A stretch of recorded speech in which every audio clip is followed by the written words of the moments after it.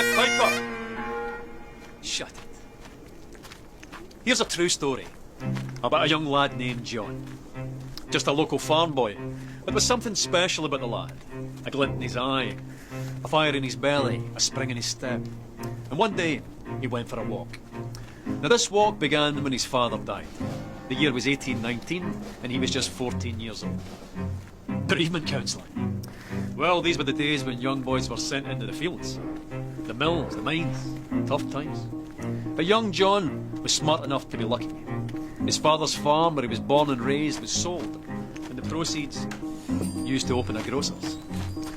Big responsibility for the wee lad.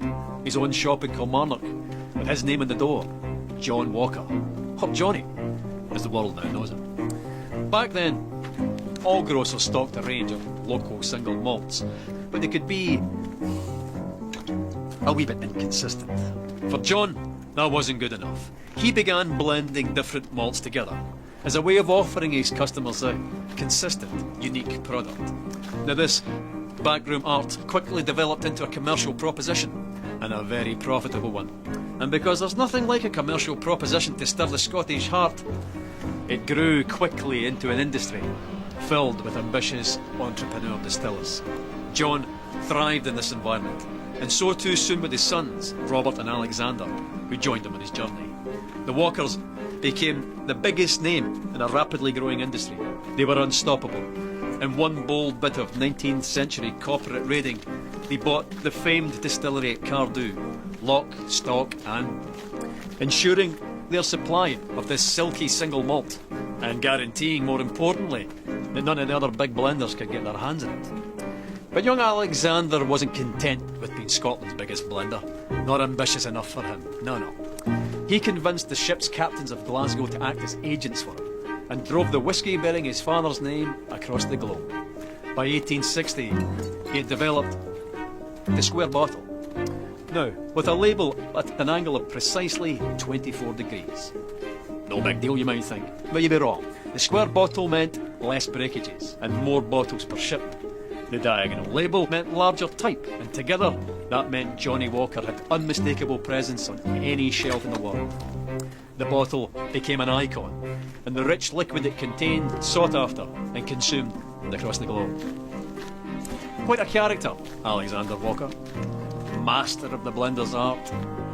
Ambitious, uncompromising, Mr. Walker. It was John's grandsons, George and Alexander II's turn to join him on his journey. They led the brand into the 20th century.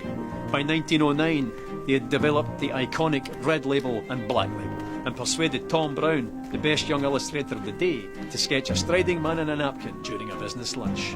In the stroke of a pen, the Victorian grocer was transformed into an Edwardian dandy. By 1920, Johnny's walk had taken him through 120 countries, and he continued walking through the brand's advertising over the next 50 years, into the fabric of global culture, deep into the dark hearts of several wars, to the pleasure palaces of the aristocracy, immortalised by screen legends, celebrated by filmmakers, singers, songwriters, novelists, shoulder to shoulder with the great sportsmen of the age, winning countless international awards for quality, and even being awarded the Royal Warrant by King George V.